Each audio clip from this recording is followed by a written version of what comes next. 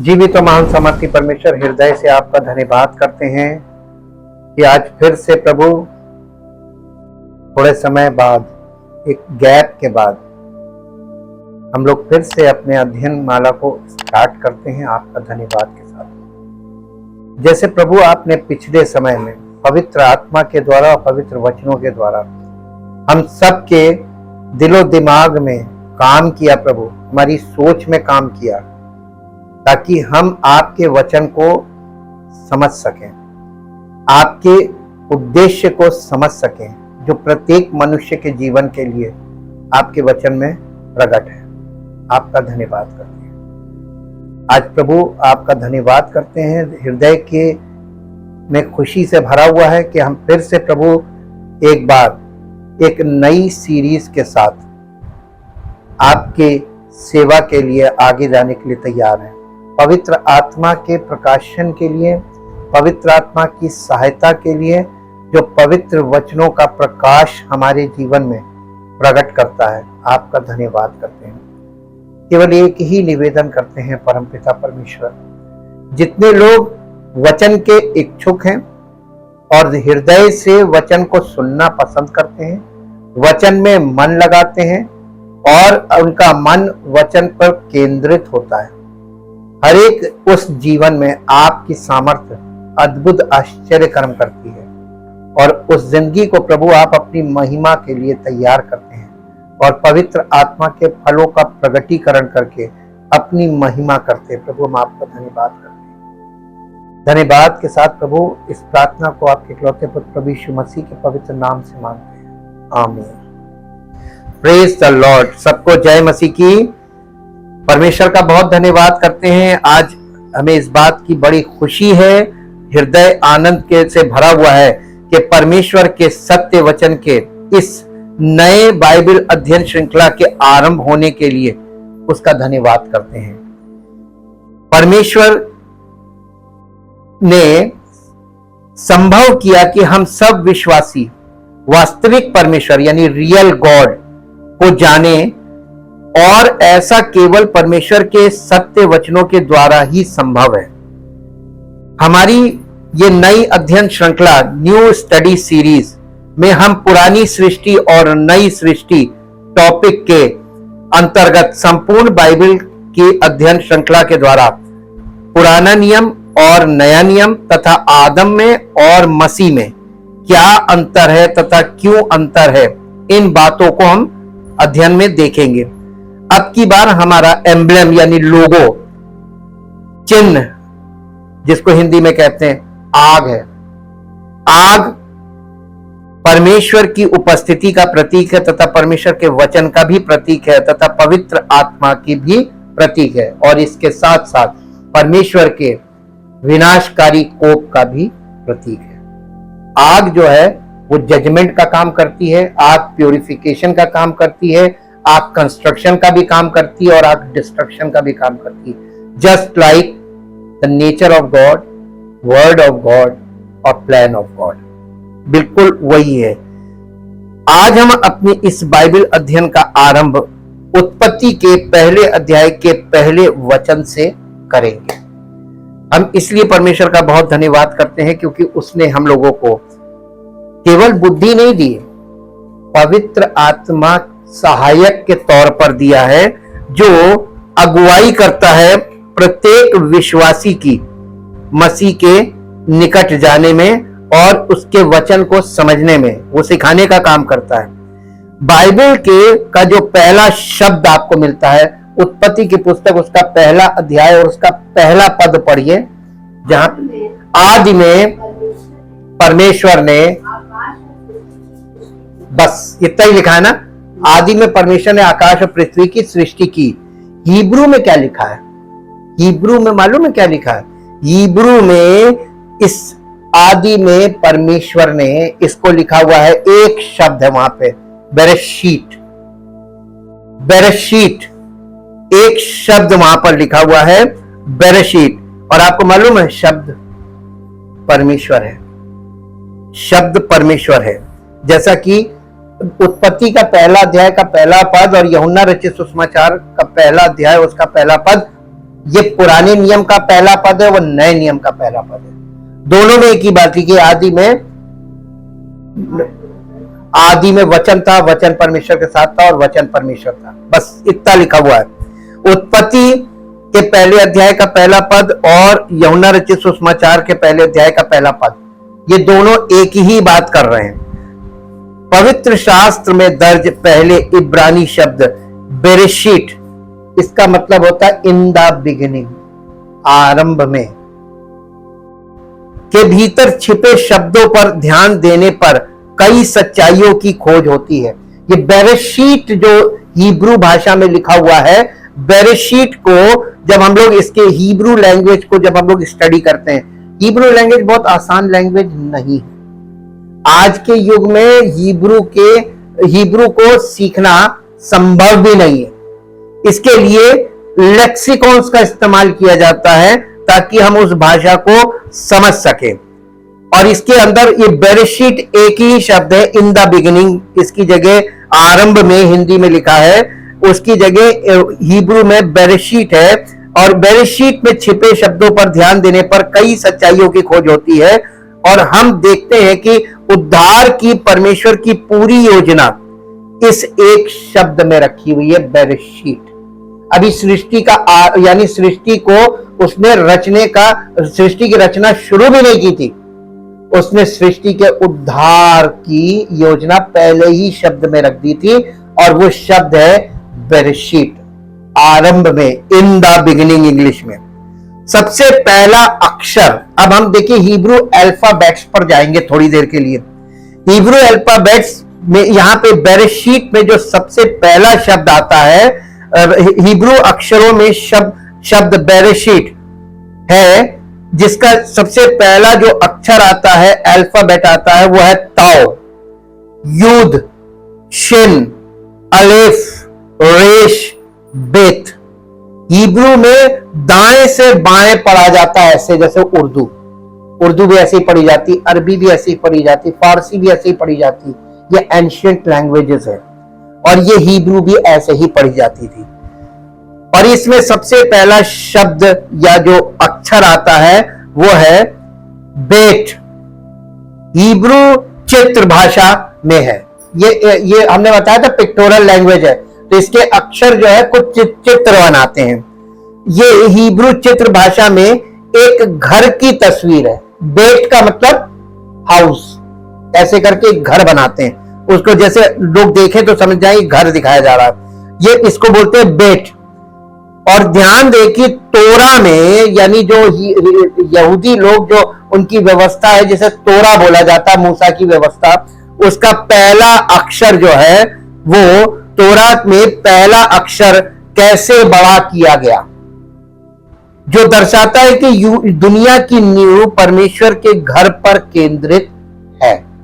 ये संसार की जो नींव है, फाउंडेशन, वो हाउस ऑफ गॉड पर डिपेंड करती है। ये घर से मतलब यही है। और इसलिए, और पहले दो अक्षर बार का अर्थ है पुत्र, दिखाता है कि ध्यान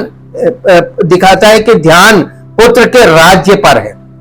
हम जानते हैं कि मसीहा यीशुआ वो मेमना है जो दुनिया की नींव से ही वध किया गया था।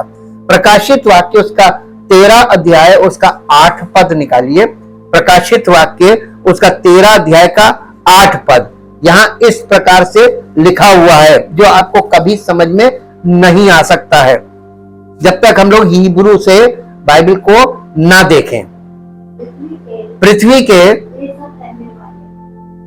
13 अध्याय का 8 पद, जी, पृथ्वी के वे सब रहने वाले जिनके नाम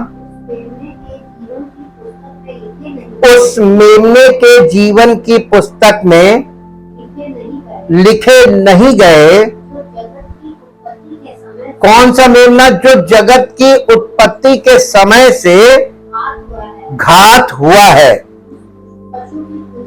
उस पशु की पूजा करेंगे। जिन लोगों के नाम मेमने के जीवन की पुस्तक में नहीं लिखे गए हैं और उस मेमने को जो उत्पत्ति से घात हुआ है, तो यह उत्पत्ति की पुस्तक में आपको बेरेशीट में कुछ दिखाया जा रहा है, ये एक अक्षर है, ये पिक्टोरल लैंग्वेज। इस पिक्टोरल लैंग्वेज में पहले ही शब्द में कुछ दिखाया गया, बड़ा इंटरेस्टिंग है, रोचक है, और आप इस चीज को देखकर चौंक जाएंगे। हम इसे बाइबल में पहले आधारभूत शब्द को बनाने वाले अन्य शब्दों को देखते हैं, जैसा कि हम आगे देखने जा रहे हैं। बार का अर्थ है पुत्र, जैसा कि यहां पर इसको मालूम है, इसकी स्टडी के लिए जिन लेक्सिकॉन्स का इस्तेमाल करते हैं, उन लेक्सिकॉन्स में हर शब्द का एक अक्षर, हर शब्द के लिए वहां पर नंबर्स होते हैं, और वो नंबर से ही उस शब्द को हम लोग मिलाते हैं, और इसीलिए इसमें कुछ नंबर्स भी दिए जाते हैं। ये स्ट्रॉन्ग्स का वो है कॉन्कॉर्डेंस, और उसके अंतर्गत इनमें नंबर दिए गए मुख्य रूप से अरामी में, लेकिन हिब्रू में भी इसके नंबर होते हैं। क्या मेरे बेटे, और क्या मेरे गर्भ का पुत्र बार, और क्या मेरी प्रतिभाओं का पुत्र बार, ये उस समय की भाषा है जिसमें पुत्र पैदा होगा, और इसका अर्थ अनाज और शुद्ध और स्वामी भी है, क्योंकि बार संख्या का अर्थ है अधिकार का स्वामी।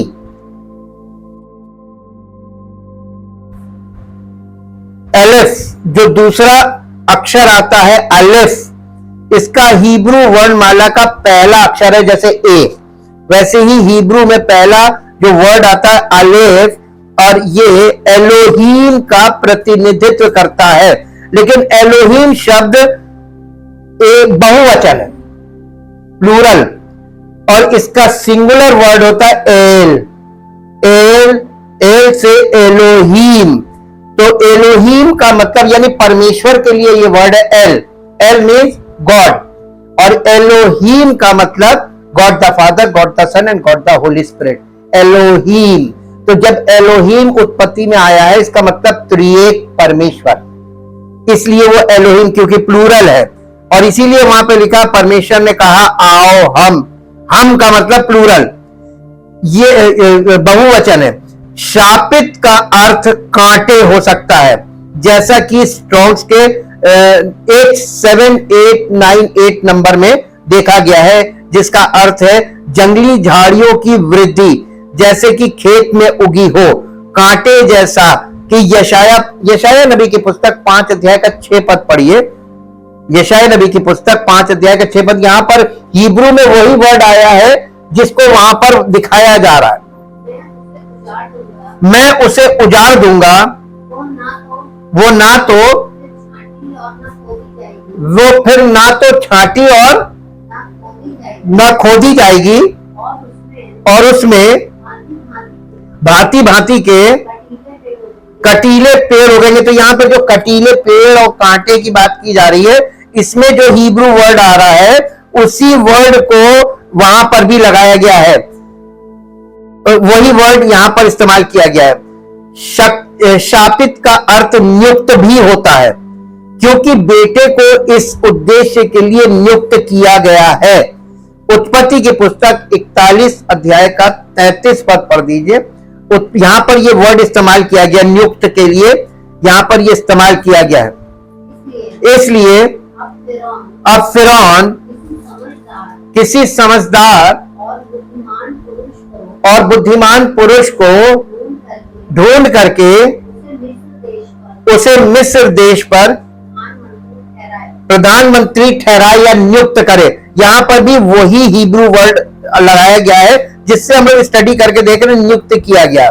और इसी के साथ साथ ही उत्पत्ति नहीं, साथ ही लेटना भी इसमें इसका मतलब होता है लेटना, जैसा कि रूत की पुस्तक के 4 अध्याय के 16 पद में है। रूत की पुस्तक के 4 अध्याय के 16 पद में यहां पर इसका इस्तेमाल किया गया है। फिर नाओमी उस बच्चे को अपनी गोद में रखकर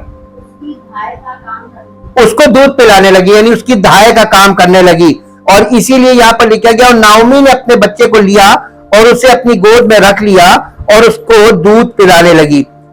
रोश का मतलब होता है सिर, जैसा कि स्ट्रॉन्ग्स में ये नंबर 87218 यहां पर इसमें इसको पाया जाता है ये, और उत्पत्ति की पुस्तक उसके 40 अध्याय के 16 पद में ये वर्ड आपको मिलेगा। रोश, रोश का मतलब सिर। ये देख करके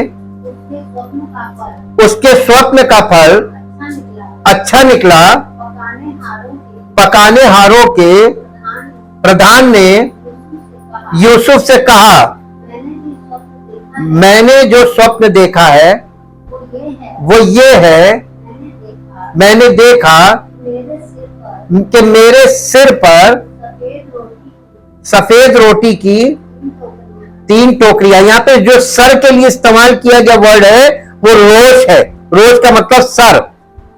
ब्रोश, ब्रोश का मतलब होता है पेड़ या लकड़ी।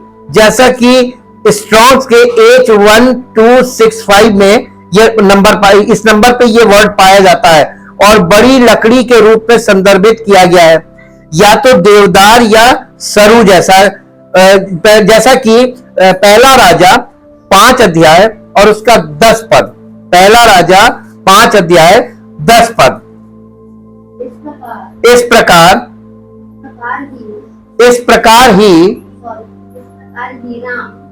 प्रकार हीराम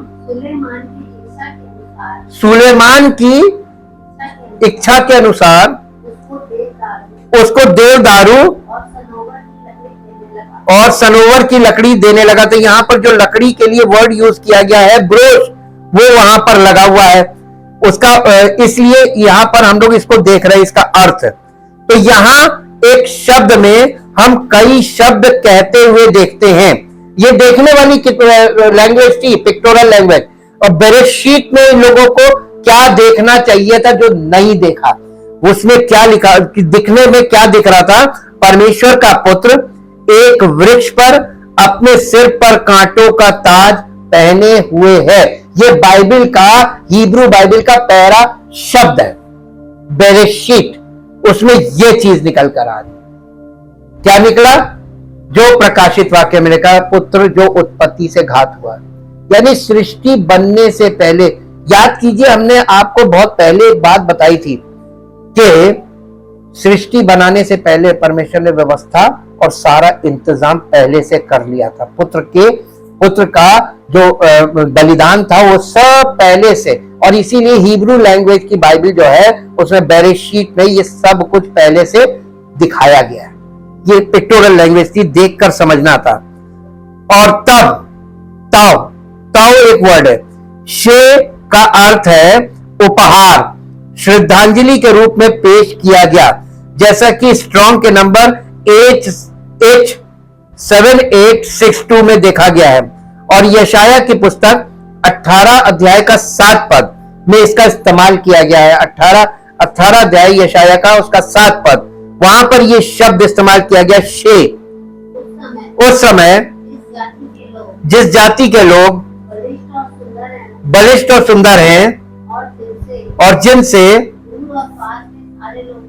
दूर और पास के सारे लोग डरते हैं, और जो सामर्थी और रौंदने वाले हैं, और जिनका देश नदियों से विभाजित किया हुआ है, उस जाति से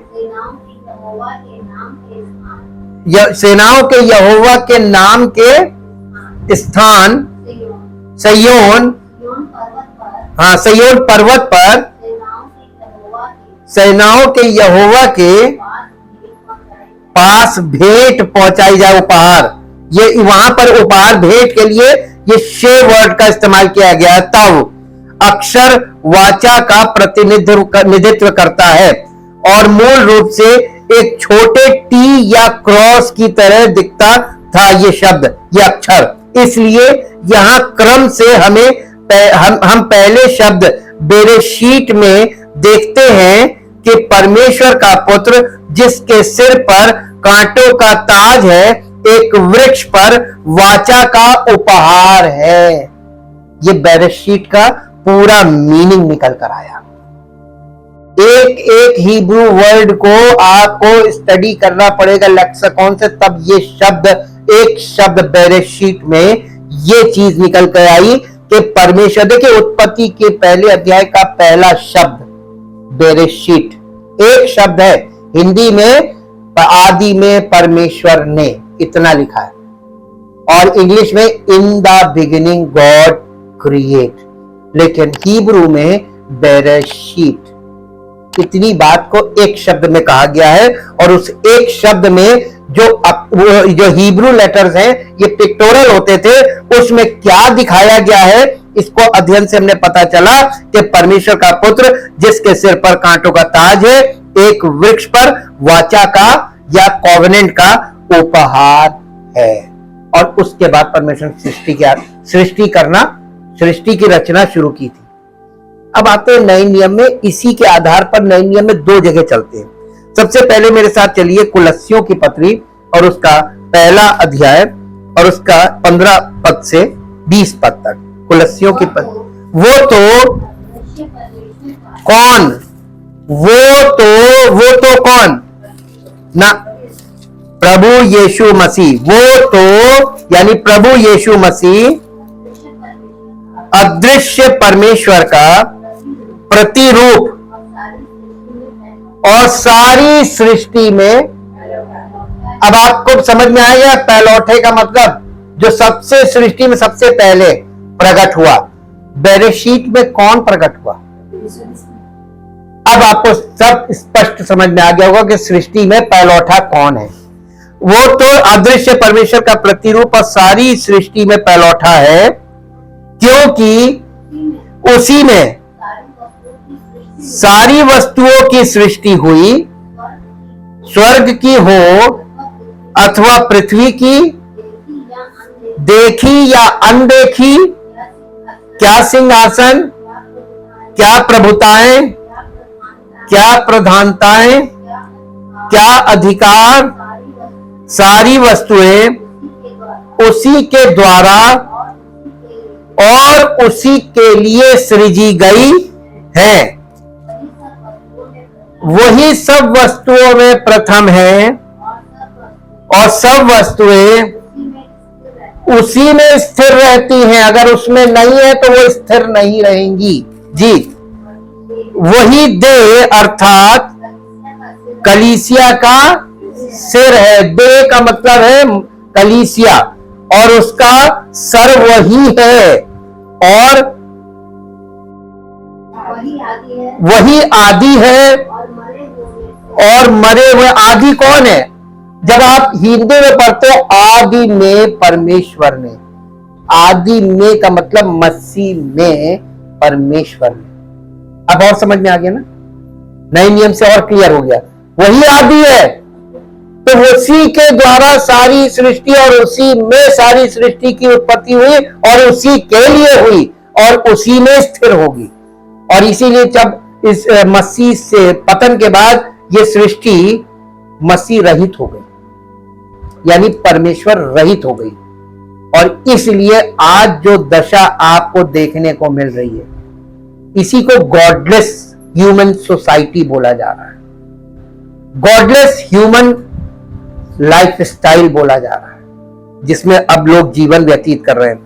और मरे हुओं में से जी उठने वालों में पहलौठा कि सब बातों में वही, यही तो वो वहां पर बेरेशीत तो दिखाया गया कि वही प्रधान है, उसी को प्रधान रखना, और लोगों ने उसको हटाकर और अपने आप को प्रधान बना लिया, दूसरे मनुष्यों को प्रधान बना दिया, और यही परमेश्वर के क्रोध का कारण भी है। और इसके बाद क्या लिखा है? क्योंकि पिता की प्रसन्नता, गॉड द फादर, पिता की प्रसन्नता इसी में है कि उसमें, किसमें?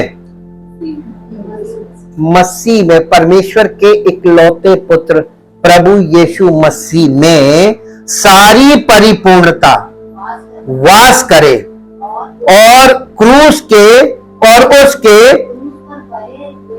क्रूस पर बहे हुए लहू के द्वारा मेल मिलाप करके सब वस्तुओं का उसी के द्वारा से अपने साथ मेल कर ले, चाहे वे पृथ्वी पर की हो चाहे स्वर्ग में की हो।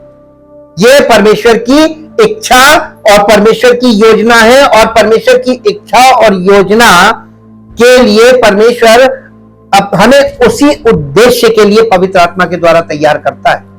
जब तक हम उसके लिए जीवन व्यतीत करना शुरू नहीं करते, समर्पण नहीं करते, तब तक हमारी जिंदगी में स्थिरता आएगी नहीं। ये राज की बात है। अब इसी के साथ साथ एक और जगह चलेंगे, इफिसियों की पत्री उसका पहला अध्याय, इफिसियों की पत्री उसका पहला अध्याय और उसके 3 पद से 10 पद तक पढ़ेंगे। हमारे प्रभु यीशु मसीह के परमेश्वर और पिता का धन्यवाद हो कि उसने हमें मसीह में स्वर्गीय स्थानों में सब प्रकार की आत्मिक आशीष दी है, जैसा उसने जगत की उत्पत्ति से पहले, जैसा उसने हमें जगत की उत्पत्ति से पहले उसमें चुन लिया। देखिए, उसका बलिदान तो पहला शब्द ही बता रहा है, और उसमें हमें पहले यानी समस्त मानव जाति जिसकी परमेश्वर रचना करने जा रहा था, वो मसीह के द्वारा परमेश्वर तक पहुंचेगी। उसके बलिदान के द्वारा ही वो परमेश्वर तक पहुंच पाएगी, क्योंकि परमेश्वर को पहले से मालूम था कि पतन होगा और पतन के बाद क्या क्या होगा।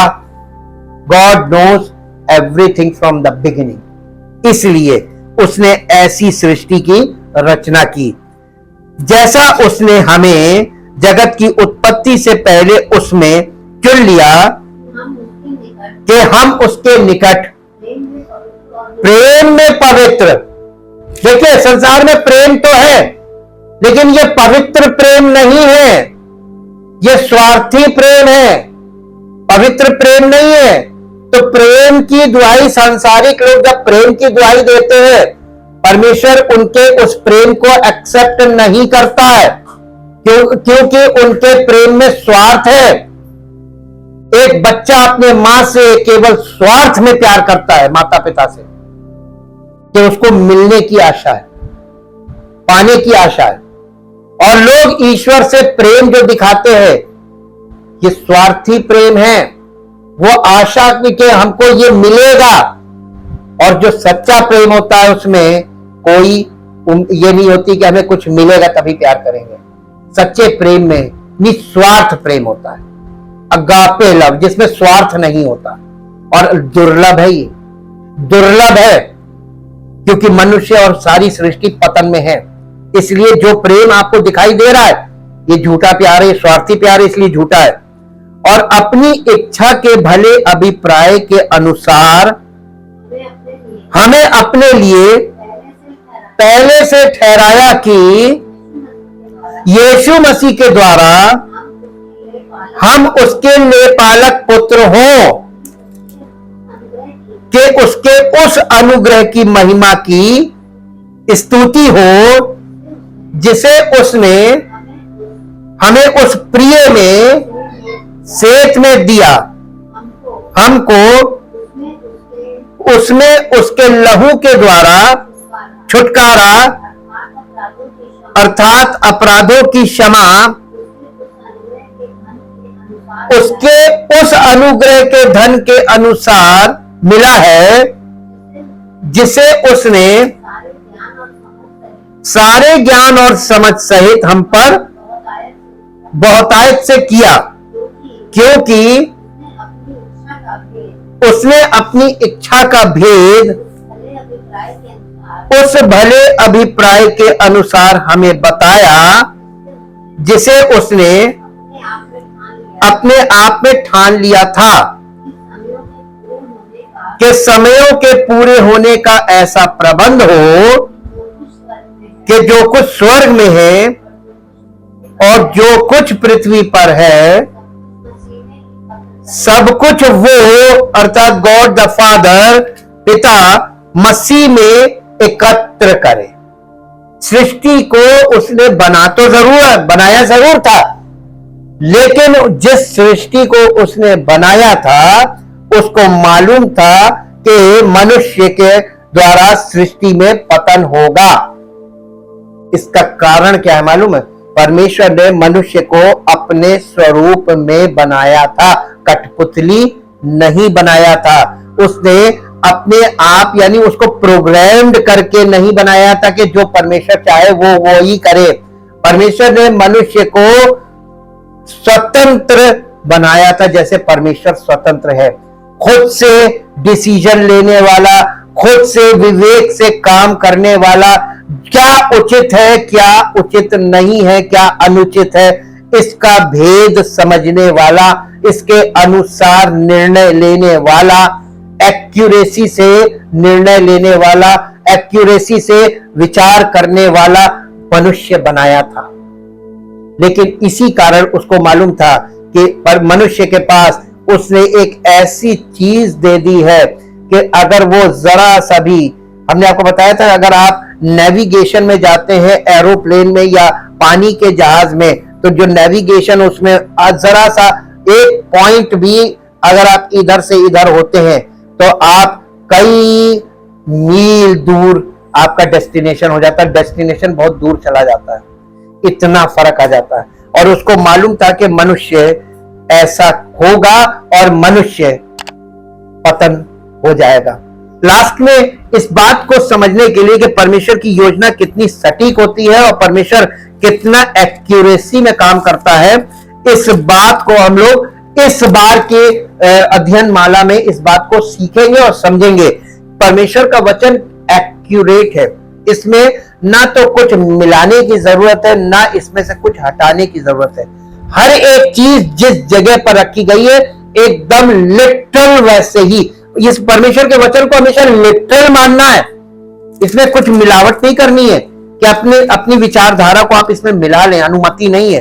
और ये बहुत खास बात होगी इस अध्ययन माला में कि हमको ये देखने को मिलेगा कि परमेश्वर कितनी एक्यूरेसी पे काम करता है।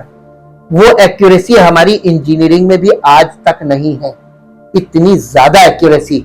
यानी हम लोगों के जो टेक्निकल मीटर्स वगैरह जो चीजें हैं उनमें एरर्स हैं, आप कुछ नहीं। जो टेलर के पास एक नापने वाला फीता होता है उसको खरीद कर उस पर पढ़ लीजिएगा, उस पर लिखा होता है नॉट फॉर ट्रेड, क्योंकि इसमें एरर है।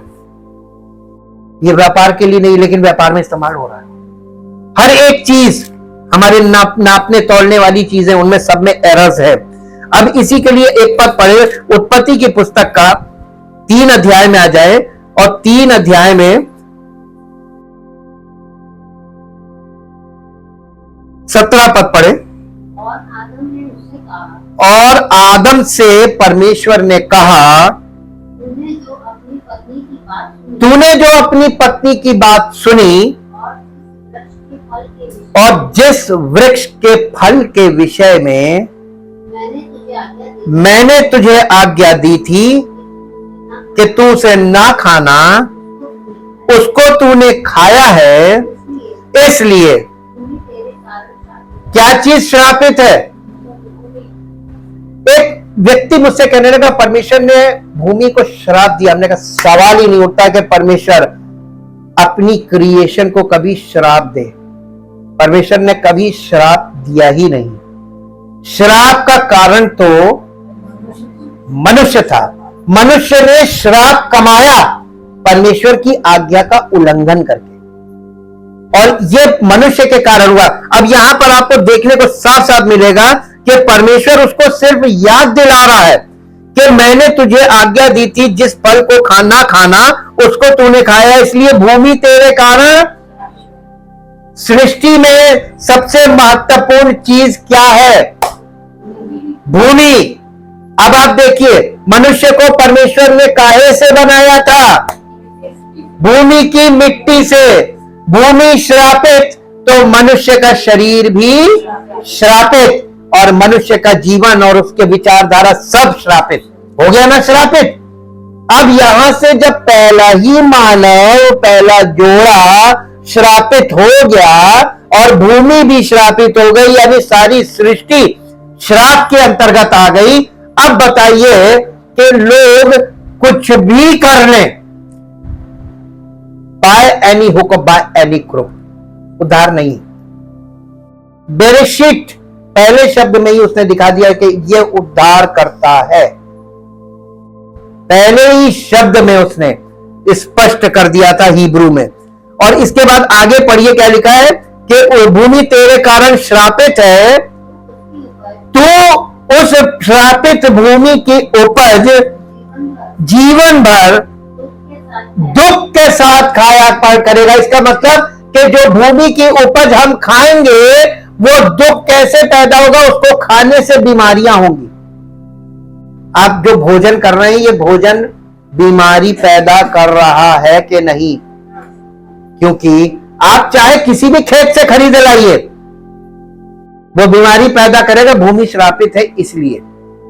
और तू उसकी उपज जीवन भर दुख के साथ खाया करेगा और वो तेरे लिए, ये भूमि श्रापित भूमि तेरे लिए कांटे और ऊंट कटारे उगाएगी और तू खेत की उपज खाया करेगा और अपने माथे के पसीने की रोटी खाया करेगा। ये श्राप के अंतर्गत है। और अंत में मिट्टी में मिल जाएगा, क्योंकि तू उसी में से निकाला गया है जिस जो भूमि तेरे कारण श्रापित हुई है। इसलिए तू श्रापित हो गया, तेरे कारण भूमि श्रापित हुई और भूमि के श्राप के कारण वो श्राप तेरे सारे वंशों तक जाएगा। और यहां से पुरानी सृष्टि यहां से चल रही है। अब आप बताइए हम लोग कहां से आ रहे हैं? यहीं से तो आ रहे हैं। तो हम श्राप के अंतर्गत हैं कि नहीं?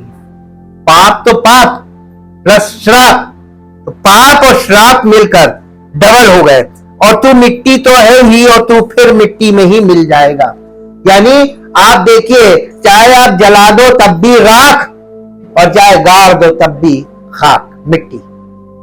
और ये शरीर डिकम्पोज होने लगता है। जैसे ही डेथ होती, प्राण निकलता, तुरंत डिकम्पोजिंग शुरू हो जाती है। और इसीलिए लोग कहते हैं जल्दी जल्दी जल्दी जल्दी, बहुत जल्दी किया जाता है। इसलिए क्योंकि ये सड़ने लगेगा, गलने लगेगा और फिर इसमें कीड़े आकर खाने लगेंगे। भूमि तेरे कारण श्रापित है।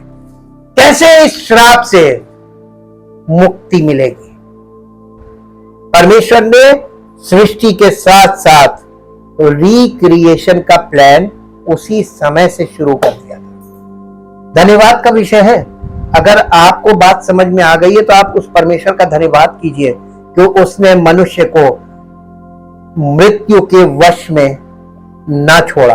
उसने मनुष्य को श्रापित रहने नहीं दिया, बल्कि उसको श्राप से और पाप से छुटकारा देने के लिए अपने इकलौते पुत्र प्रभु यीशु मसीह को इस संसार में भेजकर जो उसने ठाना था, उसने उस उद्धार के काम को पूरा भी किया।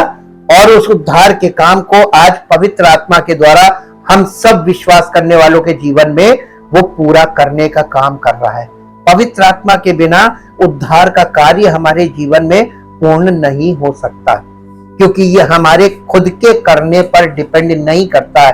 ये पवित्र आत्मा के कार्य के द्वारा जो वो हम सब के जीवनों में करता है, परमेश्वर के वचन के द्वारा, उसके द्वारा ये संभव है। और इसीलिए परमेश्वर ने, उसके इकलौते पुत्र ने उद्धार की योजना को बढ़ाने के लिए कलीसिया की स्थापना की। Thank you, thank you, thank you. जीवित और महान समर्थी परमेश्वर, हम आपका हृदय से धन्यवाद करते हैं आपके जीवित और पवित्र और सामर्थी वचनों के लिए। प्रभु, आपका वचन ना तो कभी विफल हुआ है और ना कभी विफल होगा। और आपके वचन में वो सामर्थ्य है कि ये सृष्टि भी कर सकता है और रिक्रिएशन भी कर सकता है। यदि कोई पतन की अवस्था में है तो उसको ये फिर से नया बनाने का काम कर सकता है।